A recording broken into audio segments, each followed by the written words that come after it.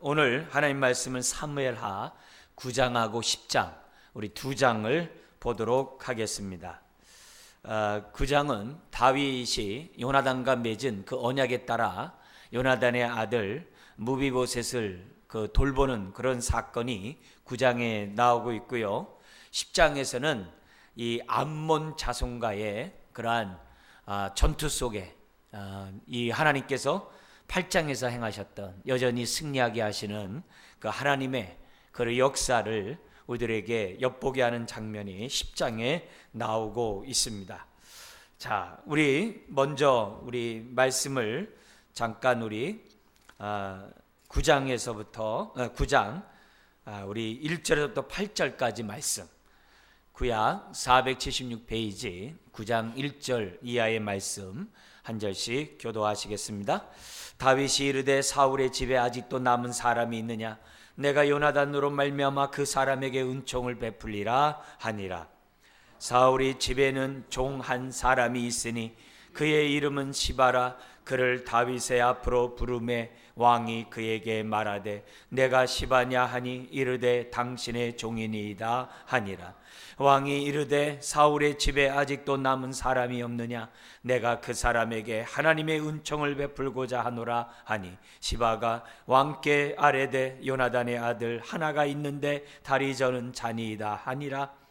왕이 그에게 말하되 그가 어디 있느냐 하니 시바가 왕께 아뢰되 로드발 암미엘의 아들 마길의 집에 있나이다 하니라. 다윗 왕이 사람을 보내어 로드발 암미엘의 아들 마길의 집에서 그를 데려오니 사울의 손자 요나단의 아들 무비보셋이 다윗에게 나와 그 앞에 엎드려 절하매 다윗이 이르되 무비보셋이여 하니 그가 이르기를 보소서 당신의 종이니이다. 같이요. 다윗이 그에게 이르되 무서워하지 말라. 내가 반드시 내 아버지 요나단으로 말미암아 내게 은총을 베풀리라. 내가 내 할아버지 사울의 모든 밭을 다 내게 도로 주겠고 또 너는 항상 내 상에서 떡을 먹을지니라 하니 그가 절하여 이르되 이 종이 무엇이기에 왕께서 죽은 개 같은 나를 돌아보시나이까 하니라. 아멘. 9장 10장 사건을 통해서 우리가 이제 특별히 배워야 될 것은 뭐냐면 하나님을 경외하는 사람들은 자신의 이익에 빠르서는 안 된다는 거죠. 자기의 입속을 챙기는 데 급급하기보다는 약속에 따라 저와 여러분들이 살아야 한다는 것을 이제 배우게 됩니다. 이 본문에 보면 약사빠른 시바라는 그 사울의 그러한 종이 등장하는 반면에 또 하나는 뭐냐면 이름도 빛도 없이 섬기는 마길과 같은 사람이 본문에 등장하게 됩니다. 그래서 우리들이 신앙생활할 때 정말 시바와 같은 그런 종의 모습이 아니라 마길과 같은 이런 신실한 모습을 저와 여러분들이 가져야 한다는 것을 좀 우리가 배웠으면 좋겠고요. 요즘같이 정말 이 신용이 어떻게 보면은 신용사회라고 하지만 신용이 떨어져 있는 그런 모습이 많이 있지 않습니까? 이런 가운데 더구나 우리 그리스도인 우리들이 정말 어떠한 삶을 살아야 하는지를 좀 생각해 보게 됩니다. 또 하나는 우리가 은혜를 베풀 때 우리의 은혜를 달갑게 받는 사람이 있는 반면에 그렇지 않은 사람들도 오해하고 그렇지 않은 사람들도 있다는 것을 우리들이 좀 생각해 보면서 그런 일 때문에 속상하지 말고 그런 일 때문에 내가 선을 행하는 일을 멈추지 말고 멈추는 일을 행하지 말고 그럼에도 불구하고 우리가 끝까지 우리가 해야 될 도리 하나님의 말씀에 순종해야 될 그런 믿음의 삶은 저와 여러분들이 끝까지 우리가 할 도리를 다해야 한다. 이런 것들을 우리가 교훈으로 삼을 수 있는 것이 오늘 이제 본문입니다. 자, 그런 가운데 제가 지난번에도 말씀드렸듯이 9장에서부터 20장까지는 다윗의 내르막길이에요. 그래서 이 9장에서부터 20장까지의 모습은 우리가 믿는 우리가 아는 다윗이 맞나 할 정도로 굉장히 이기적이고 정력적이고 세속적인 그런 다윗을 봐요. 그러나 그럼에도 불구하고 하나님은 다윗에게 한 약속을 신실하게 지켜나가시는, 그래서 그렇게 흠이 많고 죄악된 행동을 많이 했음에도 불구하고 다윗의 왕국을 든든히 세워가시는 그런 하나님을 우리는 본문을 통해서 배우게 됩니다. 그래서 이런 것들을 보면서 우리 인생도 흠이 많고 점이 많고 때로는 이기적이고 정력적이고 하나님 뜻대로 살지 못하는 내 모습을 볼 때 어떻게 보면 실망하기 쉽고 좌절하기 쉬울 수 있는 우리들일 수 있어요. 그러나 그런 가운데서도 오늘 이 9장에서부터 이제 앞으로 20장까지 하나님이 그럼에도 불구하고 우리를 선택하고 우리를 사랑하시면 끝까지 사랑하신다는 것을 저와 여러분들이 이런 것 다윗의 내리막길 인생을 통해서 배웠으면 좋겠습니다. 그래서 우리가 여기 이제 어떻게 보면 다윗이 우리하고 굉장히 친근할 수 있는 그런 그동안에 용사고 막 믿음으로 승승장구한 그런 모습만 있다가 이런 모습 보면은 좀 마음이 그러겠습니다만, 그렇지만 우리가 이런 것들을 통해서 주님이 주시는 교훈을 삼고자 합니다. 자, 먼저 우리가 9장 10장 보겠는데 9장부터 보겠습니다. 요나단의 아들 무비보셋을 돌보시는 다윗의 모습인데요. 강의 안에 따라 여러분 보시면 1절부터 4절에 다윗이 왜 사울의 유족을 찾고 있는가 보면 1절과 3절에 내가 하나님의 은총을 베풀고자, 나의 은총이 아니라 내가 받은 하나님의 은총을 베풀기를 원한다. 이렇게 베풀기 원하는 이유는 나와 요나단과 맺은 약속 때문이라고 다윗이 고백합니다. 그래서 1절에 다윗이 이르되 사울의 집에 아직도 남은 사람이 있느냐? 내가 요나단으로 말미암아 그 사람에게 은총을 베풀리라 하니라. 내가 은총을, 그 사람에게 은총을 베푼다. 마치 이렇게 약간 좀 자기를 내세우고 남들 볼 때 지문하고 이렇게 하듯이 이렇게 뭔가 그런 분위기가 없지 않아 있습니다. 그런데 3절에 이런 얘기가 있어요. 왕이 이르되 사울의 집에 아직도 남은 사람이 없느냐? 내가 그 사람에게 하나님의 은총을 베풀고자 하노라. 이렇게 얘기를 해요. 그러니까 이 은총은 자신의 은총보다도 하나님부터 받은, 자기가 받은 그 은혜를 내가 나타내기를 원한다라고 우리가 좋게 우선은 해석하는 것이 이제 중요하다고 봅니다. 자, 여기서 우리가 먼저 나중에도 보겠습니다만 먼저 우리가 생각해야 될 것은 뭐냐면 우리가 결국 신앙생활은 주님을 닮는 거잖아요. 그러면 주님의 성품을 닮아야 되거든요. 근데 우리가 닮아야 된 성품 가운데 이 9장에서는 특별히 무슨 성품을 닮아야 되냐면 신실하심을 닮아야 돼요. 이것을 저와 여러분들이 정말 이 9장을 통해서 내 모습을 거울로 좀 비춰봤으면 좋겠어요. 그래서 나는 정말 은혜를 아는 자로서 나는 신실함에 나는 지금 순종하고 있는가? 나를 통해 하나님의 신실하심이 드러나고 있는가? 이 부분을 우리들이 좀 생각해 봤으면 좋겠습니다. 자, 그러자 이 2절에 보니까 사람으로 하여금 사울의 집에 전체적인 집안을 관리하는 시바라는 종이 있다는 보고를 듣고 그 사람으로부터 누구 얘기를 듣냐면은 여기 4절에 이게 그러니까 무비보셋이라는 사람이 지금 있다는 얘기를 지금 뭐예요? 여기 3절 4절에 보고를 듣게 됩니다. 그런데 그 보고 내용이 다리 저는 자니라 이렇게 돼 있어요. 그러니까 급히 도망가는 가운데 이제 떨어뜨려 다리를 저게 됐잖아요. 그러니까 사울 왕의 후손이지만 그 다리를 전다는 말을 굳이 한 의도는 이 시바라는 입장에서 볼 때 이 사람들은 굉장히 눈치가 빠른 사람들이잖아요. 이런 사람들을 볼 때 경계할 대상이라든지, 왜냐면 왕국이 한번 무너지면은 그를 따르는 많은 대신들이 있을 거 아니에요. 그죠? 왕족들이 있을 거 아니에요. 그들이 언제든지 나라를 재건하고 싶어하는 그런 욕구들이 다 있거든요, 사람들이요. 그래서 그런 의미에서 이 사람은 다리 저는 자니다 라는 그런 말 속에는 많은 것들 함축하고 있어요. 한마디로 사울의 왕가는 끝났다라고 하는 그런 부분을 엿보게 하는 그런 보고가 이루어지게 됩니다. 그런데 그 사람이 자기가 그 무비보셋을 돌보는 것이 아니라 4절에 보니까는 마길이라는 사람이 그를 돌보고 있다라고 보고를 합니다. 이 마길이라는 사람이 나중에 다윗의 아들 압살롬의 반란에 의해서 도망가게 됩니다.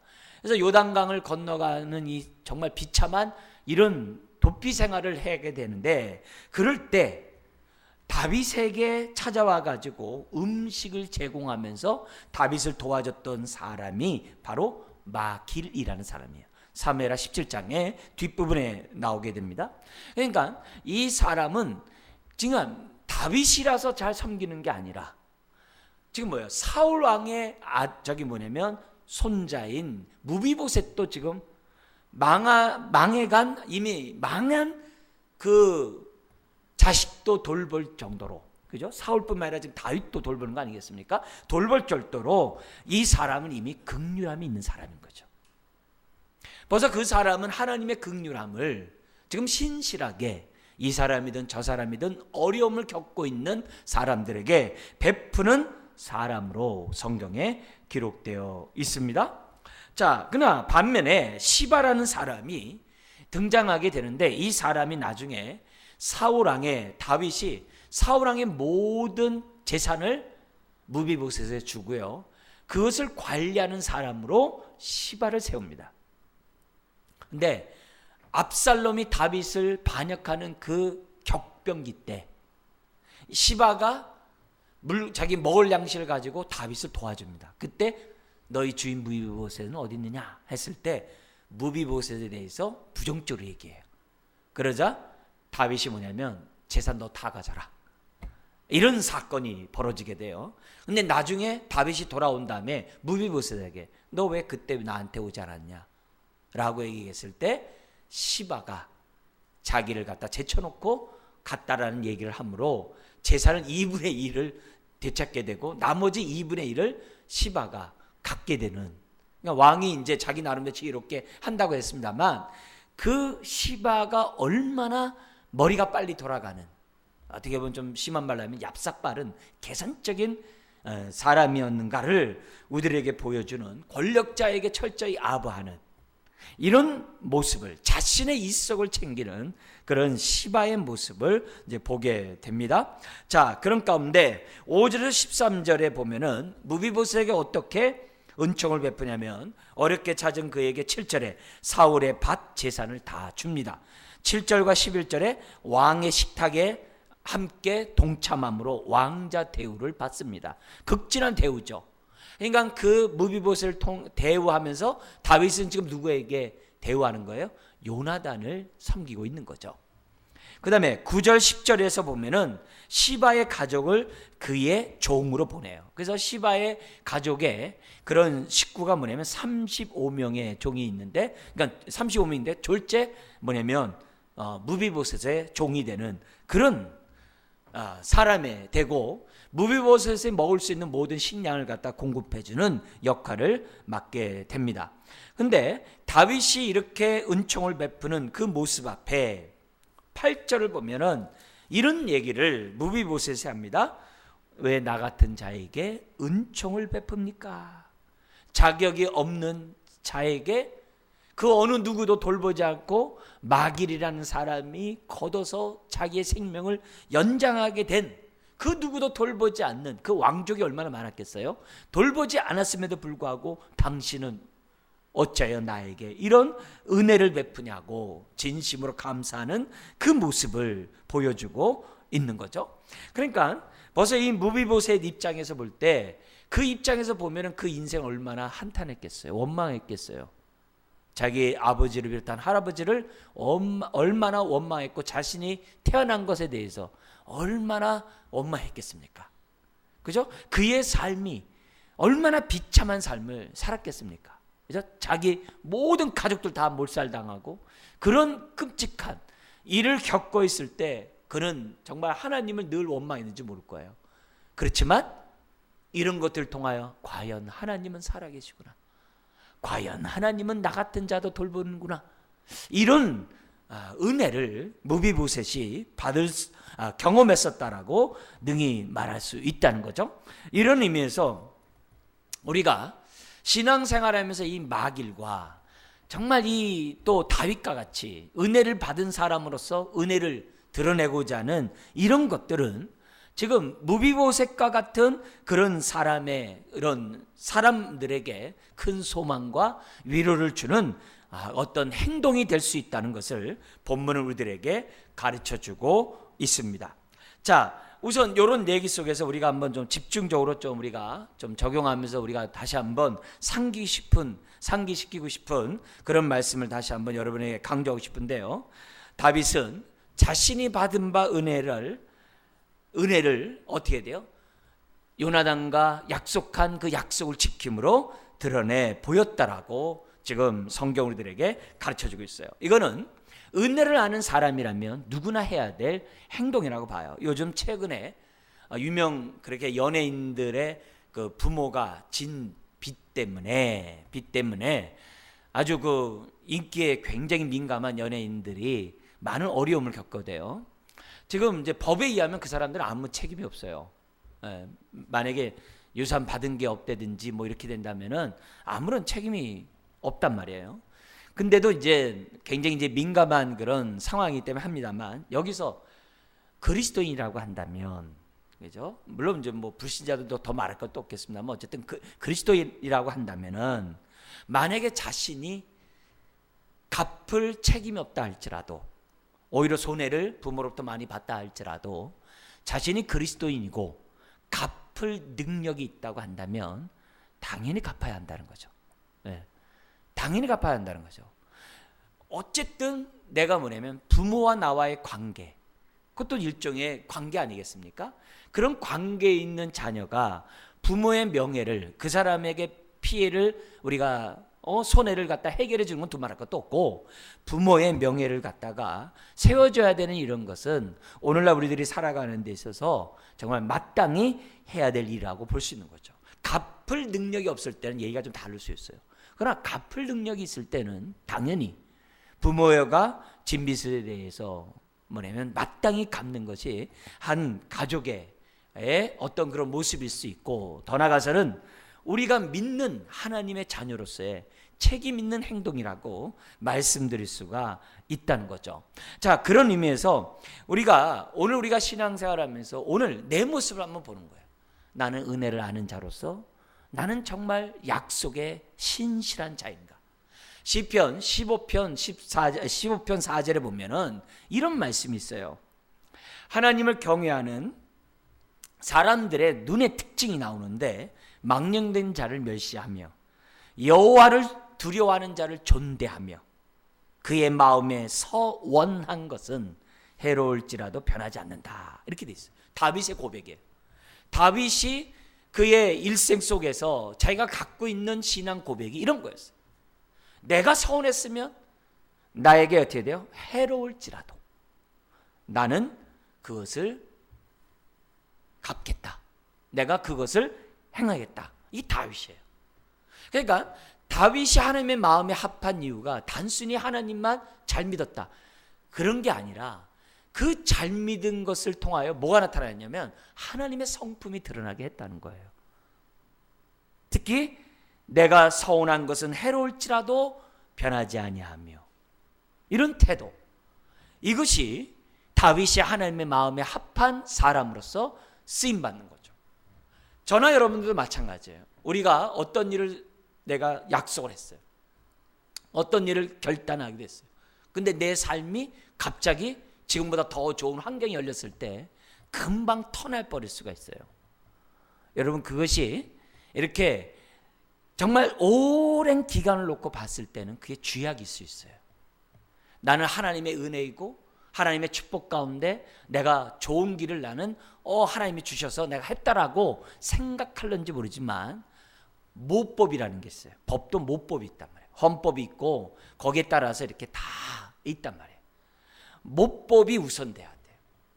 내가 한번 서운한 것은 내가 그것을 어떻게 돼요?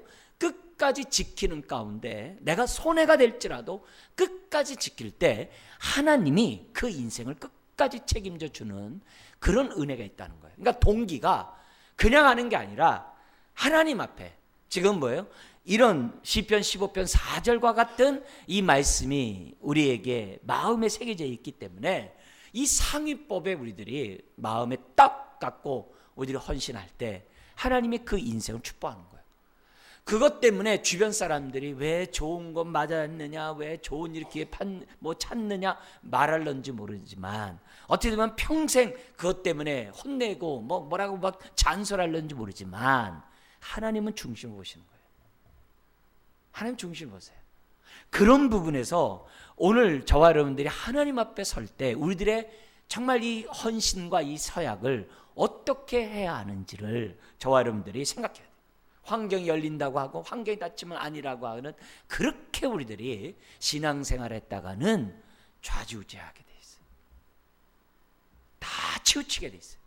그러면 내 스스로가 하나님의 은혜를 덧입는 기회들을 스스로 경험할 수 없다는 사실을 잊어서는 안 돼요.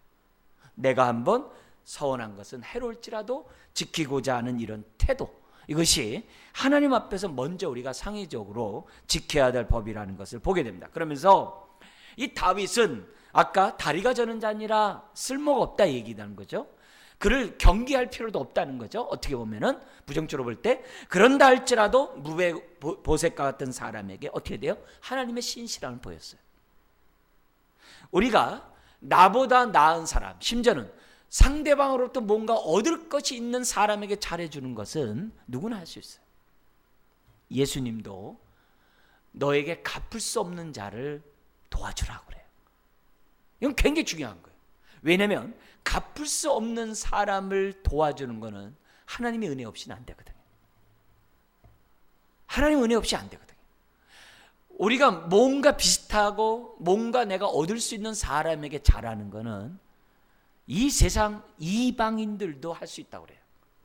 그러나 우리가 하나님의 신실함을 경험하는 저와 여러분들은 우리가 자꾸 뭐냐면 이 모습 앞에 그렇지 않는 무비보셋과 같은 사람에게도 약속을 지키는, 흔히 돌보지 않아도 누가 뭐라고 하지 않는 사람에게조차도 내가 어떻게 돼요? 잘하는 그런 자세. 그게 뭐예요? 주님의 마음이고 오늘 우리가 신실함 가운데 살아가기를 원하는 사람들이 가져야 될 태도라는 거죠. 여러분, 그런 의미에서 내가 하나님 앞에 우리가 살아가면서 우리들이 마음에 가져야 될 그런 부분들은 하나님이 뭐냐면 우리 주변에 무비보셋 같은 사람들을 많이 두세요. 내가 어렵다 하더라도 나보다 더 어려운 사람이 주변에 있어요. 그렇게 돼 있어요. 우리 사는 세상이 나보다 더 어려운 사람이 있어요. 그렇게 돼 있어요. 그런 사람들에게 하나님의 은혜를 흘려보낼 때 흘려보내는 사람은 하나님의 복의 통로가 되는 거예요. 하나님의 복의 통로가 되면 그 사람은 마르지가 않는 거예요. 왜? 흘러가니까 마르지가 않는 거예요. 은혜가 통로가 되는 순간에 마르지가 않아요. 그 인생은 에스겔 47장에 있는 것처럼 물이 닿는 곳마다 좌우에 나무가 12달 매달 열매를 맺는 그런 인생이 되도록 하나님이 그 인생을 축복하신다는 거예요. 그런 의미에서 우리 주변에 무비보셋과 같은 사람들이 있을 때 오히려 뭐냐면 하나님, 내가 받은 이 은혜를 다윗처럼 내가 그 은혜를 흘려보내는 사람이 될 수 있도록 하나님 도와주세요. 이런 마음, 그런 극률한 마음이 마길이 가졌던 태도이고 오늘 지금 다윗과 같은 사람이 가진 태도예요. 우리 주일학교 찬송 중에 움켜잡으면 없어지고 쓰고 빌려지면 풍성해져, 아이들 찬송이 있어요. 그거는 너무 소중한 찬송이에요. 너무 잘 주라 그러면 어떻게 돼? 주님이 누르고 흔들어 수북히 세워서 우리에게 안겨주리라고 그러셨거든요. 주님의 약속이에요. 주는 자에게 계속 주도록 하나님이 주신다라고 우리들에게 말씀하고 있어요. 우리 토요일 날 우리 지역에 50가정에게 우리 이제 쌀을 빚던 생필품을 이제 나눠드렸어요. 근데 그 나누어드리는 그 교회가 우리 교회를 통해서 이제 나눠드리는데 그 교회가 뭐야? 자기네 교회 이름을 안 밝히질 않아요. 은혜가 거기 어떻게 돼요? 말할 수가 없는 거죠. 그 교회가. 그죠? 흘러가는가. 얼마나 하나님이 그 교회를 축복하고 사용하시겠어요. 그런 의미에서 오늘 우리들이 은혜를 아는 자로서 은혜를 흘려보내야 되는데 내 주변에 무비보셋 같은 사람들이 있음을 기억하고 돌보는 것이 굉장히 중요해요. 심지어는 디모데에게 바울이 편지를 쓰면서 교회에서 참 과부와 거짓 과부를 구분하라고 그래요. 그러면서 참 과부를 돌봐주면서 할 얘기가 뭐냐면 그 집안에 친척이 있다라고 한다면 너희 가운데 친척 가운데 과부가 있다고 하면은 그로 하여금 돕도록 하고 교회에게 부담을 주지 마라 이렇게 돼 있어요. 이런 원칙은 굉장히 중요한 일이에요. 그리스도인으로서 오늘 나의 삶에 내 주변에 무비보셋과 같은 사람이 있는지를 보고 거기에 메마른 일들이 없도록 지금 뭐예요? 하나님의 생명수를 공급해 줄 때 그 인생이 하나님이 축복한다는 거죠. 이게 모법이에요. 우리가 위에서 먼저 지켜야 될 그런 요소라는 것을 저와 여러분들이 잊어서는 안 된다는 거죠. 자, 근데 제가 지금 9장에서부터 20장까지 내용이 다윗의 부정죄라고 그랬죠. 그런 시각에서 다윗의 이런 행동을 이중적으로도 우리가 점검해 볼 수 있어요. 맞는 건 아니에요. 그냥 추측해 보는 거예요. 추측한 다음에 우리들에게 적용해 볼 수 있는 것이 있다는 거예요. 이게 뭐냐면 항상 이 왕이 무너지면 그 주변에 있는 사람들이 다시 그 왕조를 일으키고자 하는 그런 행동들이 어느 나라나 다 있습니다. 어느 시대나. 그런 의미에서 다윗은 자기의 사울의 딸, 자기 처음 결혼했던 그 미갈을 갖다 어떻게 돼요? 강제로 데려왔던 사람이 다윗이에요. 그렇게 함으로써 어떻게 돼요? 자신의 어떻게 보면 정통성을 갖다가 내세우려 했는지도 몰라요. 그때 다윗이 기도하지 않았다고 그랬어요. 지금 여기 보면 무비보셋이 지금 마지막 남은 후손이에요. 그래서 무비보셋을 중심으로 북이스라엘이 얼마든지 반란을 일으킬 수 있는 하나의 뭐예요? 원인 제공자가 될 수 있어요. 그런 의미에서 이 무비보셋을 잘해주는 것은 일석이조의 효과가 있겠죠. 요르단과 약속도 지키지만 동시에 북쪽에 있는 이스라엘 사람들이 반란을 일으키지 못하게 하는 그런 원천봉쇄격이 있을 수 있겠죠. 엉뚱한 생각을 하지 못하게 하는 거죠. 그래서 왜 그렇게 지금 이렇게 해석하냐면 여러분 강의 안에 있는 것처럼 다윗이 은총을 베풀겠다는 단어를 이 짧은 본문 안에서 3번씩이나 얘기를 해요. 원래 은총을 베푸는 것은 가만히 베풀면 돼요. 왼손이 하는 거 오른손이 모르게 하면 돼요. 그게 우리 상위법이에요. 그죠? 그러면 그렇게 하면 되는데 다윗은 뭐예요? 의도적으로 그걸 계속 짧은 본문 안에서 3번씩이나 1절, 3절, 7절에 반복하는 걸 보면 좀 이중적인 의미가 있다고 생각하는 거죠. 그리고 아까 얘기했던 9장에서부터 20장까지 다윗의 내리막길의 모습을 볼 때 얼마든지 우리가 추측할 수 있는 얘기입니다. 자, 그런데 이런 얘기를 하게 된 이유가 뭐냐면 여러분 강의 안에 있는 것처럼 16장에 보면은 시므이가 압살롬에서 다윗 쫓겨날 때 막 저주해. 북쪽에 있는 그 시므이가. 그래서 나중에 이 시므이가 이제 나중에 죽거든요. 그 다음에 20장에 보면 세바라는 사람이 반란을 일으켜요. 북이스라엘 왕조에 반란을 일으키는 그런 모습이 있었다는 거예요. 그러니까 사울 왕조를 세우고자 하는 그 모습이 지금 뭐냐면 이 뒷부분에 계속 나오거든요. 그러니까 정치적으로 민감한 그런 상황이었기 때문에 다윗이 무비보셋을 잘해주려고 하는 이중적 의미가 있는 것이 아닌가. 심지어는 나중에 이 기브와 거민이 기브원 사람들이 사울 왕가에 남아있는 모든 친인척들을 다 넘겨달라는 거예요. 그래가지고 이 21장에 가면 다윗이 사울의 친인척 중에 남은 사람을 넘겨줘요. 그래서 다 죽게 만듭니다. 그러니까 이런 일련의 모습들이 그들이 생명을 달라고 해서 뭐냐면은 이렇게 사람을 넘겨주는 것이 과연 공의롭냐라고 얘기했을 때 여러 가지 생각할 수 있는 것들이 많잖아요. 근데 반란이 일어나고 그 반란에 동참하고 있는 이런 상황이었었기 때문에 물론 20장에서 그것이 다 정말 정비가 되고 끝났습니다만 어쨌든 21장에 들어가서 사울왕에 있는 남아있는 사람들을 다 이렇게 죽게 내면 친인척들 죽게 만든 거 보면은 다윗에게 이중적인 모습이 있을 수 있다고 추측했습니다. 추측이에요. 자, 만약에 이 추측이 사실이라면은 다윗은 어떻게 돼요? 전적으로 주님을 의지하는 마음이 부족했다는 거죠. 왜요? 없을 때는 전적으로 의지했는데 있다 보니까 자꾸 누수 현상이 생기는 거예요. 그래서 나중엔 다윗이 인구 조사를 하지 말아야에도 불구하고 인구 조사를 하면서 하나님부터 정말 심판을 받음으로 얼마나 많은 사람이 죽은지 몰라요.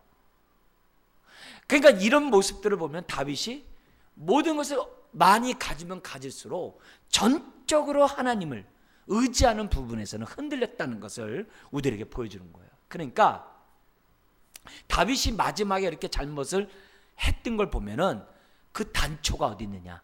바로 오늘 이 9장과 같은 첫 부인인 사울 왕의 그 딸 데려올 때서부터, 예? 그리고 북쪽 군대 장관과 뭐 어떻게 돼요? 서로 이렇게 밀약을 맺은 것서부터 기도하지도 않고 이런 모습들이 작은 부분인데 나중에 어떻게 돼요? 점점 시간이 가면서 이렇게 멀어진 거예요. 본격적인 게 9장에서부터 나오는 것을 생각해 볼 때 우리는 이 다윗의 전적으로 하나님을 의지하는 이 부족한 모습을 보면서 나의 모습을 보는 거죠. 나의 모습 봐야 합니다. 내 모습을 한번 보는 거예요. 내가 행하는, 선택하는, 판단하는 일들 모든 것들에 내 마음 상태 또 동기는 어떠한지를 저와 여러분들이 항상 점검해야 돼요. 그래서 제가 누누이 말씀드립니다만 어떤 일을 선택할 때는요 반드시 내 안에 하나님 나라가 임한 상태에서 결정해야 돼요. 하나님 나라가 임한 게 뭐예요? 의와 평강과 희락이 있는 상태에서 결정을 해야 돼요. 마음이 불안하고 두렵고 근심이 많고 염려 가운데 어떤 일을 선택하는 것은 이기적일 수밖에 없어요. 환경에 좌지우지될 수밖에 없어요. 예? 그럴 때는 맘모니즘, 재물신으로 우리를 유혹하고 있는 사탄의 올무에 걸릴 수밖에 없게 돼 있어요. 모든 판단의 기준이 좀 더 잘 살거나 좀 더 유익하거나 좀 더 부안적으로 다 선택해요. 그런 식으로 우리가 선택해 나가면 우리는 앞으로 더 큰 것을 물려고 하고 그러면 어떻게 돼요? 마지막에 우리들의 삶은 정말 하나님의 은혜를 저나 여러분들이 덧입을 수가 없다는 거예요. 그래서 내 마음에 평안이 생길 때까지 기도하셔야 돼요. 어떤 일 결정할 때는. 그래야 내가 어떻게 돼요? 선택을 하더라도 사심없이 내가 내 동기가 하나님의 뜻을 위하여 영광을 위하여 우리들이 생각하면서 한다는 거예요. 근데 내 마음에 평안이 없으면요 자꾸 자기가 듣고 싶은 말만 들으려고 해요. 유익이 되는 말만 들으려고 해요. 하나님의 일을 생각하기보다는 사람의 일을 생각하는 게 저고 여러분이에요. 그래서 하나님 앞에 우리들이 어떤 일을 결정할 때는 항상 마음의 평안을 유지하는 게 중요해요. 평안 없이 순종 제대로 안 돼요. 평안 없이 헌신 제대로 안 돼요. 내가 평안이 없이 하는 이 모든 것은 사람을 신경 쓰게 돼 있어요. 사람을 의식하게 돼 있어요. 그러면 어떻게 돼요? 그 삶은 언제 꽃가랄지 몰라요.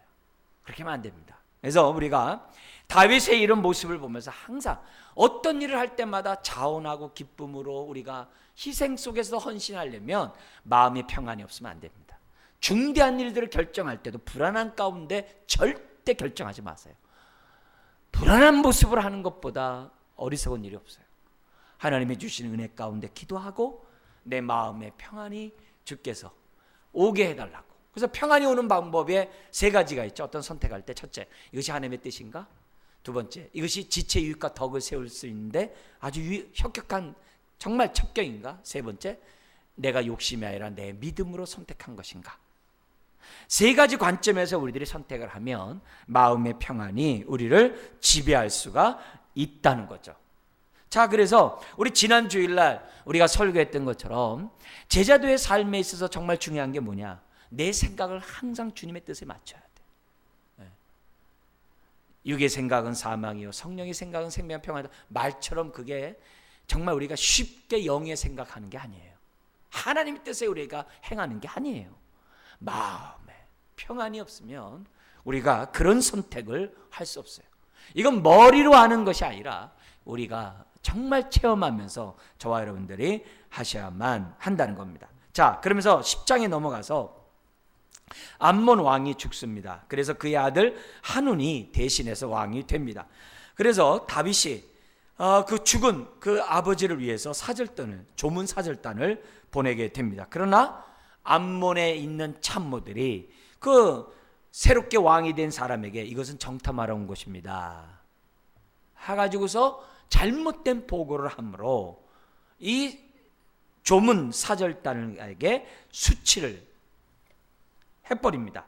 그래서 4절 우리 한번 4절 5절 같이 한번 10장 4절 5절입니다. 시작. 이에 한운이 다윗의 신하들을 잡아 그들의 수염 절반을 깎고 그들의 의복에 중동볼기까지 자르고 돌려보내매 사람들이 이 일을 다윗에게 알리니라. 그 사람들이 크게 부끄러워하므로 왕이 그들을 맞으러 보내 이르기를 너희는 수염이 자라기까지 여리고에서 머물다가 돌아오라 하니라. 정말 끔찍한 일을 이제 범하게 되죠. 자, 근데 좁은 사절단을 보내된 이유가 2절이 있죠.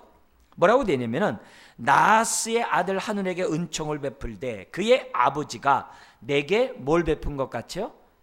은총을 베푼 것 같이 하리라. 여러분 8장에 보면은 다윗이 동서남북 나라를 정복한 내용이 나와요. 근데 암몬이 안 나와요. 모압은 정복했는데 암몬이 안 나와요. 그럼 왜 안 나왔느냐? 요 바로 2절을 어떻게 해석하냐면 화친을 맺었다 이 말이에요. 화친을 맺었기 때문에 다윗이 굳이 그 나라를 정복할 필요가 없었던 거거든요. 그래서 다윗은 계속적으로 아버지의 때와 같이 아들에게 뭐냐면 화친을 맺기를 아마 다윗은 원해서 조문사절단을 보낸 것으로 생각돼요. 근데 이 암몬의 이 아들이 지금 뭐예요? 새롭게 된 왕이 그러지 못한 오판한 거죠. 왜 오판했느냐? 다윗이 주변 나라를 다 정복했거든요. 자기 나라만 남았어요. 그러니까는 풍전등화거든요. 이럴 바에야 우리가 어떻게 돼요? 처음 왕이 되면 어떻게 돼요? 항상 뭔가 업적을 내려고 하잖아요. 그걸 통해 자기 왕권을 강화하려고 항상 그러잖아요. 그러니까 어떻게 돼요? 자기가 힘이 있는 왕이라는 것을 정말 이렇게 본때를 보여준 거죠. 잘못 보여준 거죠. 그래서 그런 오판을 이렇게 하게 되는 모습이 5절까지 나오게 됩니다. 그러자 이 암몬이 이렇게 됐으니까 어떻게 돼요? 살아야 되잖아요. 그러니까 돈을 줘가지고 저 북쪽에 있는 아람의 군대를 갖다가 지금 어때요? 용봉들을 갖다가 이렇게 오게 합니다. 그렇지만 그 용병이 왔지만 그 암몬 사람과 이 아람 사람 군대가 정말 이렇게 졸지에 다윗의 군대에게 쫓겨나가게 됩니다. 그때 이제 두 번 전쟁을 하는데 1차 전쟁에서 9절에서 12절에 보면은 모압, 그 당시 군대 장관이죠. 모압과 그의 동생 아비새가 두 진영으로 나눠서 싸웁니다. 왜요? 북쪽에서는 아람 군대가 있었고 동쪽에는 암몬 군대가 있었거든요. 그러니까 이 암몬과 아비새, 이게 형제예요. 형제가 뭐냐면 두 패로 나눠가지고 전쟁을 합니다. 자, 그때 이 요압 장군은 굉장히 훌륭한 장군이었어요. 아주 다윗을 능가할 정도의 아주 훌륭한 장군이었는데 이 사람이 전쟁에 임하는 자세가 12절에 나옵니다. 같이 한번 읽겠습니다. 너는 담대하라. 우리가 우리 백성과 우리 하나님의 성읍들을 위하여 담대히 하자. 여호와께서 선히 여기시는 대로 행하시기를 원하노라 하고, 벌써 이 요압은 다윗과 함께 하시는 하나님을 요압은 믿고 있는 거예요. 그래서 자기 동생에게 담대할 것을, 하나님이 우리와 함께 할 것을 믿으라고 하면서 격려하면서 전쟁에서 이기게 됩니다. 자, 그러자 1차 전쟁에서 지니까 아마 아람 군대와 이 모압 군대가 우습게 생각했던 것 같아요. 다윗의 군대를. 말하면 인원수가 많기 때문에. 그래서 다시 재정비하여 공격해 옵니다. 그러자 15절부터 19절에 이제는 다윗이 직접, 아람도 일부만이 아니라 아주 강 건너편에는 아람 지역에 있는 사람 다 모아가지고 벌떼같이 지금 공격을 합니다. 이때 다윗이 나가지 않을 수가 없죠. 왜요? 큰 전쟁이기 때문에 다윗이 나가가지고 하나님의 은혜 가운데 이깁니다. 그래서 얼마나 많은 사람들을 갖다가 죽이냐면 18절 같이 한번 읽겠습니다. 아람 사람이 이스라엘 앞에서 도망한지라 다윗이 아람 병거 700대와 마병 4만 명을 죽이고 또 그 군사령관 소박을 치매 거기서 죽으니라. 엄청난 겁니다. 여러분, 여기 이 병거 700대는 오늘로 말하면 탱크예요. 탱크 700개예요. 그뿐만 아니라 마병 4만 명이라는 건요 어마어마합니다. 과거 이 중국에 있었던 우리나라 장군이 이제 고구려 유민이었죠. 해가지고서 그 장군이 돼가지고서 이 티벳, 이 엄청난 나라를 갖다가 그쪽 지역을 다 정복했는데 그때 마병 10,000명이었다고 그래요. 그 당시에 마병 4만 명이라는 얘기는요, 이거 어마어마한 겁니다. 근데 그걸 갖다 어떻게 돼요? 다윗이 다 물리치고 심지어는 군사령관까지 죽이는 그런 일을 갖다가 이제 본문에 나오게 됩니다. 자, 여기서 우리가 주어진 교훈은 8장과 연관해서 똑같아요. 우리 하나님은 예수 그리스도 안에서 항상 이기게 하시는 하나님이신 것을 여전히 가르쳐줘요. 하나님이 우리와 함께하면, 함께 하기만 하면 우리는 항상 이기는 줄 믿습니다. 다윗이 잘해서가 아니라 하나님이 함께하기 때문에 다윗이 이겼다는 거죠. 자, 그런데 중요한 거는 뭐냐면, 그러면 다윗이 이렇게 하나님이 함께해야 된 이유가 뭐냐 이게. 그걸 우리들이 첫 번째 배워야 되고요.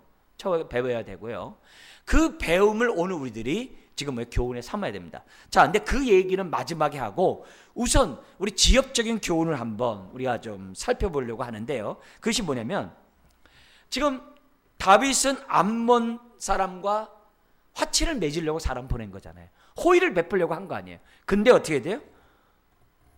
적으로 알고 정탐하러 온 줄 알고 수치를 안겨줬잖아요.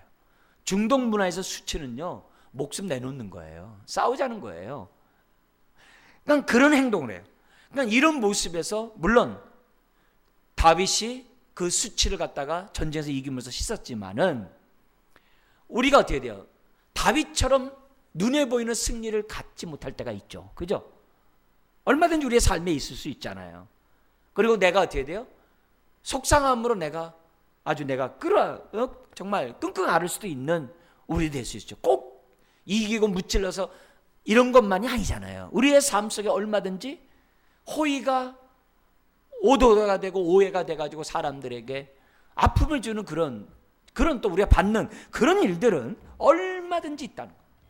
저는요 이런 규절이 있을 때마다 항상 생각하는 게 뭐냐면, 오병의 역사를 일으킨 다음에 사람들이 예수님을 임금 삼으려고 했어요. 근데 우리 주님은 임금 되는 게 목적이 아니에요. 이 땅의 정치적 임금이 목적이 아니에요. 만왕의 왕이 그 작은 조그만 땅에 와서 왕이 돼봤자 무슨 의미가 있겠어요. 그래서 임금 되는 걸 거절을 합니다. 그러자 사람들이 다 떠나가 버려요. 다 떠나가면 그 뒤를 보면서 오병이어기 때문에 약 어떻게 돼? 2만 명 정도 되거든요. 5,000명이 먹었으니까 장정만. 그랬을 때 제자들에게 얘기합니다. 너희도 가려고 하느냐? 그래요. 그랬을 때 베드로가 뭐냐면, 영생의 말씀이 여기 있사오매 우리가 누게로 가오리까 하면서 의리 있는 말을 해요. 정말 믿음 있는 말이죠. 그때 주님의 모습을 보세요. 그렇게 2만 명 중에 12명 남은 거예요. 그걸 보면은 예수님도 어떻게 돼요? 이 땅에 오셔서 철저하게 배척을 받았어요. 인정을 받고 사람들에게 영광을 받고 그런 거 없었어요. 십자가는 배척이었어요. 오늘날도 똑같아요. 십자가는 배척이었고 십자가의 반대가 뭐냐면 인정받고자 함이거든요. 그런 의미에서 오늘 우리가 이런 규절에서 뭐냐면, 사람들이 오해하고 사람들이 뭐라는 거에 대해서 속상해하지 말라는 거예요. 왜? 예수님도 다 배척받았고 오해를 받았다 이게. 그래서 우리가 사람들에게 인정을 받으려고 하는 것이 얼마나 독인지를 저와 여러분들이 생각하고, 그렇다고 내가 뭐 망나니처럼 행동하고 내가 무질서하게 해가지고 욕먹고 그런 얘기하자는 게 아니에요. 자기를 부인하고 자기 십자가를 지고 주님을 따라가는 가운데 이런 일이 벌어진다고 할 때 이상하게 생각하지 말라 이게. 우리 예수님이 그랬어요. 애매히 고난을 받는다고. 애매히 고난을 받는다고 해서 속상해하지 말라 이게. 까닭 없이 고난을 당해도 속상하지 말라 이게. 그것 때문에 털어지고 삐지고 막 그러지 말라 이게. 네. 오히려 그런 상황에서도 주님도 그랬는데 나라고 무슨 뭐 대수냐? 오히려 주님이 그런 가운데서도 하나님의 뜻에 순종하고 선을 베풀잖아요. 그런 모습을 오늘 저와 여러분들이 은혜를 받았다고 한다면 해야 한다는, 움츠리는 방관자가 아니라 보다 더 적극적으로 이 부분에 대해서 저와 여러분들이 순종해야 마음 문이 열리고 의기소침함으로 마음이 닫히는 모습보다 훨씬 더 빛의 사명을 감당할 수 있다는 거죠. 사탄은 지금도 우리의 활동 반경을 나한테 머물기를 원해요. 우리 교회도 우리 안에서만 옹장옹장 하기를 원해요. 사단은 바깥으로 빛을 비추는 걸 원치 않아요. 여러분의 인생이 하나님의 빛을 드러내기를 원치 않아요. 그래서 어떻게 돼요? 발등에 불이 떨어져서 계속 어려운 일을 줘요. 그걸 내가 믿음으로 극복하지 않으면 계속 평생 발등에 불이 떨어진 게 꺼지질 않을 거예요. 왜요? 거기에 전전긍긍하니까. 한번 발로 걷어차 버리고, 그럼에도 불구하고 내가 한번 하나님 앞에 신실함을 보여보세요. 어느 순간에 발등에 불이 떨어진 게 하나도 없어져 버려요. 어느 순간에 하나님을 행할 수 있는 우리가 돼요. 그래서 나의 활동 반경이 나에게만 머문다면 정신 바짝 차려야 돼요. 네. 우리는 빛이에요. 우리는 소금이에요.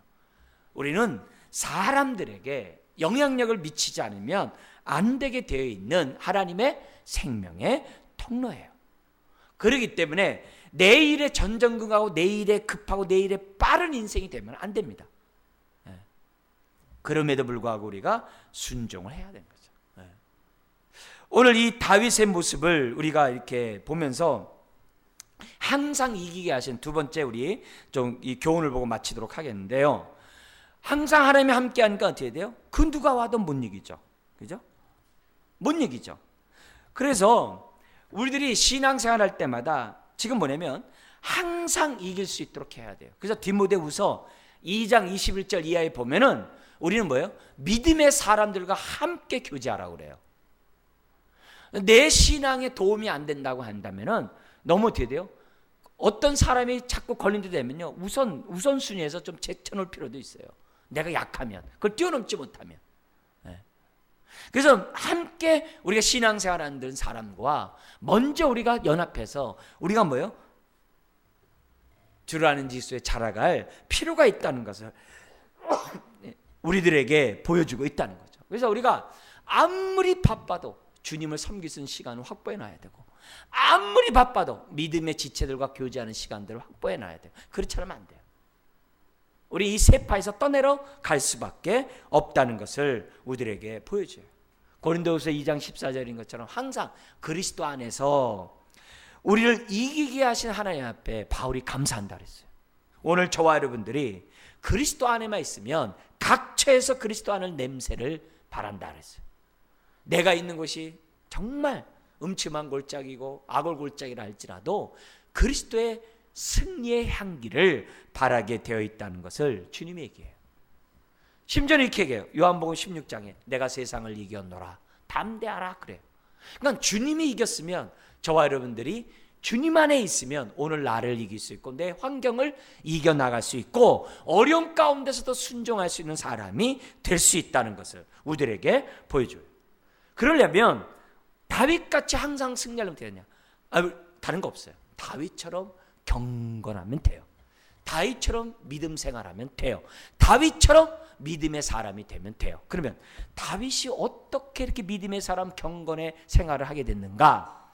시편에 보면 다윗의 하루의 상황을 하루를 어떻게 보냈는지 보여주는 시편이 있어요. 우리 한번 시편 3편, 4편, 5편을 한번 보도록 하겠습니다. 강의안도 잠시 참조해 주시고 시편 3편, 4편, 5편을 보면은 이 다윗이 항상 이길 수 있었던 것은 그의 경건한 신앙의 모습이 있는데, 여기 보면은 3, 4, 5편이 하루 종일 하나님을 경외해요. 하루 종일 하나님 중심에 살아요. 하루 종일 로드십 속에, 주대심 속에 살아요. 하루 종일 하나님을 경외하고 하나님의 뜻 가운데 살아요. 그게 3편, 4편, 5편이에요. 여러분, 이 3편은 뭐냐면 하루 전체와 연관된 찬양 기도를 우리에게 보여주는 것이 3편이에요. 근데 이 3편이 언제 썼냐면 압살롬에 쫓겨날 때, 도망갈 때도 뭐예요? 다윗은 하루 종일 경건했어요. 하나님을 찾았어요. 4장은 뭐냐면 하루를 시작하는 날이 히브리인들의 하루 개념은 저녁이 되고 아침이 되는 하루잖아요. 그죠? 그래서 저녁 시간을 어떻게 보이냐? 기도로. 지금 뭐냐면 다윗은 뭐냐면 하나님 앞에 아뢰고 있어요. 그래서 4절에 너희는 자리에 누워 심중에 말하고 잠잠할지어다, 찌어다, 이렇게 의의 제사를 드리고 여호와를 의지할지어다 그래요. 그는 잠자는 그때에도, 하루가 시작하는 그때에도 하나님 앞에 찬양으로 시작을 해요. 그리고 5편을 보면은 하루의 마지막인 아침 기도가 5편에 또한 어떻게 돼요? 나오게 됩니다. 5편에 역시 이 아침에도 뭐냐면은 하나님 앞에, 우리 3절에 여호와여 아침에 주께서 나의 소리를 들으시니 아침에 내가 주께 기도하고 말하리이다, 이렇게 얘기를 해요. 그러니까 잠을 잘 때나 그가 일어날 때나 지금 뭐예요? 하루 종일 3편과 같이 압살롬에 도망가는 그 상황이나 항상 뭐하고 있는 거예요? 하나님을 찬양하면서 하나님 앞에 기도하는 인생이 된다는 거죠. 그러니까 이런 모습들이 다윗에게 기본적으로 있어요. 더구나 3편은 아까 어느 시절이라고요? 압살롬에게 도망가는 그런 상황에서도 다윗은 뭐예요? 하나님만을 의지하는 장면이 3편이에요. 눈으로 잠깐 보세요. 1, 2절 같이 한번 읽겠습니다. 여호와여 나의 대적이 어찌 그리 많은지요. 일어나 나를 치는 자가 많으니이다. 많은 사람이 나를 대적하여 말하기를 그는 하나님께 구원을 받지 못한다 하나이다. 대적들이 막 일어나고 있는 상황이에요. 그래서 신앙 고백이 3절부터 6절까지 있습니다. 어떻게 신앙 고백이 하는지 한번 같이 한번 6절 읽겠습니다. 3절부터 여호와여 주는 나의 방패시요 나의 영광이시요 나의 머리를 드시는 자신이이다. 내가 나의 목소리로 여호와께 부르짖으니 그의 성산에서 응답하시는도다. 내가 누워 자고 깨었으니 여호와께서 나를 붙드심이로다. 천만인이 나를 에워싸 진친다 하여도 나는 뭐하지 않다? 두려워하지 아니하리다. 지금 이 다윗의 지금 쫓겨나가는 그런 상황에서도 신앙 고백 분명해요. 그래서 모세가 했던 그 말을 다시 얘기합니다. 그게 7절 8절이에요. 여호와여 일어나소서. 그죠? 법궤가 움직일 때 여호와여 일어나소서. 법궤가 멈출 때 여호와여 돌아오소서. 구름기둥과 불기둥이 있을 때 모세가 외쳤던 그 말을 다윗이 그대로 갖고 들어와요. 그래서 여호와여 일어나소서. 나의 하나님이여 나를 도우소서. 구원하소서. 주께서 나의 모든 원수의 뺨을 치시며 악인의 이를 꺾으셨나이다. 구원은 여호와께 있사오니 주의 복을 주의 백성에게 내리소서. 할렐루야. 지금 그렇게 쫓기는 상황에서도 그의 영성 어때요? 전혀 우겨싸이지 않았거든요. 이런 다윗이기 때문에 하나님이 늘 함께 하셨고, 함께 하셨기 때문에 드디어 항상 이기는 하나님의 은혜가 있었다는 것을 우리들에게 보여주고 있는 거예요. 4편 역시 뭐예요? 나를 긍휼히 여기소서. 그러면서 하나님 앞에 기도를 올리는 이런 장면이 4절에서도 똑같이 나와요. 그죠? 자, 그러면서 우리 6절에서 또 8절 하나님을 신뢰하는 자에게 4편 6절 8절 우리 한번 같이 한번 읽겠습니다. 여러 사람의 말이 우리에게 선을 보일 자 누구뇨 하오니 여호와여 주의 얼굴을 들어 우리에게 비추소서. 주께서 내 마음에 두신 기쁨은 그들의 곡식과 새 포도주가 풍성할 때보다 더하니이다. 내가 평안히 눕고 자기도 하리니 나를 안전히 살게 하실 이는 오직 여호와이시니이다. 할렐루야. 5편도 역시 탄식시 가운데서도 하나님을 찬양해요. 처음에 이제 간구가 나오고 신앙 고백이 나오는데요. 그러면서 신앙 고백이 3절부터 7절에 나옵니다. 우리 3절 7절 같이 한번 읽겠습니다. 여호와여, 아침에 주께서 나의 소리를 들으시리니 아침에 내가 주께 기도하고 말하리이다. 주는 죄악을 기뻐하는 신이 아니시니 악이 주와 함께 머물지 못하며 오만한 자들이 주의 목전에 서지 못하리이다. 주는 모든 행악자를 미워하시며 거짓말하는 자들을 멸망시키시리이다. 여호와께서는 피 흘리기를 즐기는 자와 속이는 자를 싫어하시나이다. 오직 나는 주의 풍성한 사랑을 힘입어 주의 집에 들어가 주를 경외함으로 성전을 향하여 예배하리이다. 얼마나 감사. 그러면서 마지막 11절 12절에 찬양하고 끝납니다. 그러나 주께 피하는 모든 사람은 다 기뻐하며 주의 보호로 말미암아 영원히 기뻐 외치고 주의 이름을 살아가는 자들은 주를 즐거워하리이다. 12절 같이 한번 읽겠습니다. 여호와여, 주는 의인에게 복을 주시고 방패로 함같이 은혜로 그를 호위하시리라. 할렐루야. 이게 다윗의 신앙이에요. 그러니까 항상 이기는 거죠. 다윗은 아주 잠자서부터 눈뜨고 하루 종일 어려움 가운데서도 하나님께 소망을 두면서 헤쳐나갔던 사람이에요. 오늘 이런 신앙이 우리들에게 지속될 때 하늘의 은혜가 우리에게 머물게 되고 우리는 통로가 되는 하나님의 자녀가 될 줄 믿습니다. 기도하겠습니다.